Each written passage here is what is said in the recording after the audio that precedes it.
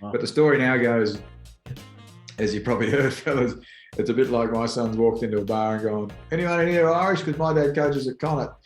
And Mack Hansen's gone, yeah, I'm Irish. And so we picked him. Like, it sounds really good, but there was a bit more to it than that, I can promise you. Great.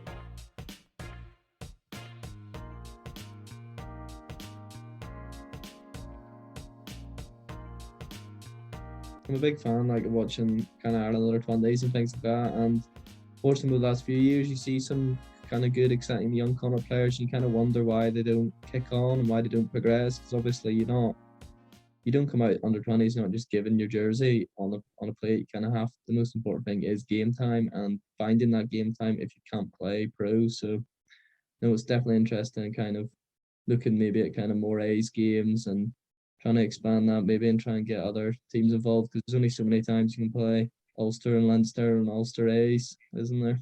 Yeah, and yeah, that's definitely been something we've all identified. But again, we've had this thing called COVID where money's dried up, and it's one thing even just getting a pro team out there, but there's not the funds. Then yes, we played Munster a few times, Leinster a few times, Ulster, but we used to have this Celtic League where we'd be playing the 4 Welsh provinces as well.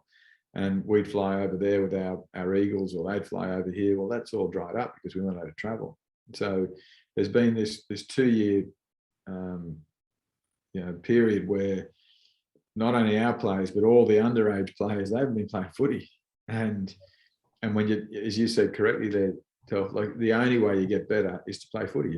If you're a pianist, you only get better playing the piano if you play the piano. Right? It's the same as you're a rugby player. You only get better playing rugby if you play rugby. But we've had 2 years where a lot of these young boys and girls haven't been able to play rugby.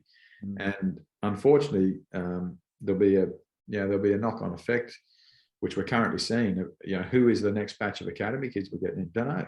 It's very hard because we haven't seen them play. They haven't been playing. And then when they stop playing that, well, people don't stop entertaining themselves. So what do? Well, they find other things. They might find online gaming, or they might find, they might fall in love and they want to go and chase that, or they might start earning a bit more money. They want to go and chase that. And so there's probably this, a group of both men and women, boys and girls, who were heading towards playing rugby, but that opportunity is not there. And now their interest is somewhere else. So we aren't the only sport or activity that will suffer like that. But that's again a reality of what we just coped through the last 2 years with COVID. Yeah, and I guess another way of kind of doing it's kind of clever recruitment and kind of finding, like, basically hidden gems. And one, I'm sure you've told the story so many times, but kind of Mack Hansen, you're seeing him now. He's gone to the next level, and kind of I've heard whispers about the story involving a barman and stuff, and a few suggestions. Like, what was the story about kind of how Mack Hansen coming to kind of Connacht? Yeah, there's been a bit of poetic license with the story, but I'll share with you the facts of the story. So about 2.5 years ago, Mack's agent, a guy called Andrew Fairburn, contacted me to say, we got a few players, and Mack was one of about 4 Irish qualified players playing over here in Australia. And he sent me the vision. And so I was just keeping an eye on all of them, to be honest. Saw some things in Mack that looked all right, but he was playing at the time. He was playing for the Vikings. He played for a local club in Canberra called the Gungahlin Eagles.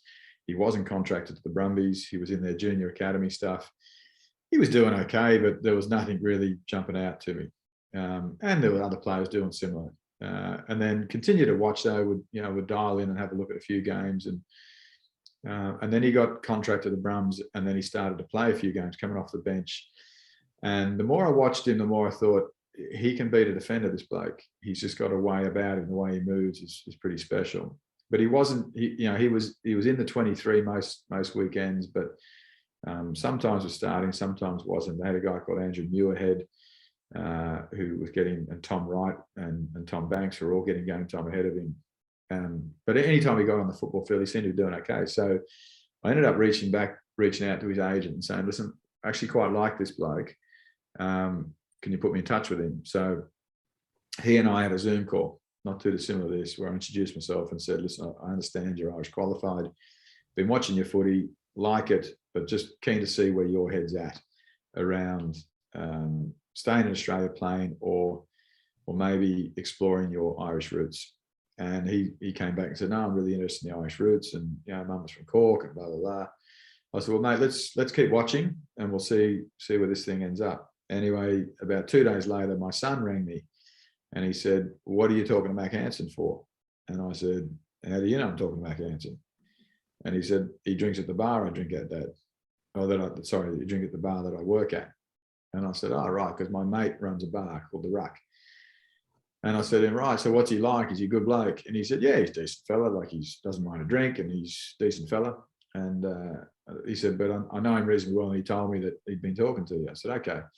So then I rang my mate as a publican and I said, I'm real good mates with him. I said, tell me a bit about this Mack Hansen, and because I'm interested in him. So he shared his thoughts on him as a bloke, and that's pretty much where the story went. And then we continued to watch and started to see some better things and made him an offer, and next thing he's over here. So, wow. But the story now goes, as you probably heard, fellas, it's a bit like my son's walked into a bar and gone, anyone in here Irish? Because my dad coaches at Connacht. And the Mack Hansen's gone, yeah, I'm Irish. And so we picked him. Like, it sounds really good, but there was a bit more to it than that, I can promise you. Okay, fair enough. So there is a barman involved, just not quite as poetic as the people have made it out to be. Correct. And so my son Jackson, he actually rang me last week. He said, I've been contacted by someone in the UK, some media group in the UK that wanted to do a story on how he found Mack Hansen. He said, what do I tell him, Dad? I said, tell him the truth, mate. Yeah. Tell him the truth of exactly what happened, because they're probably not going to want to interview you. Yeah. He went and I think he told them the truth, but I don't know whether anything's happened with it.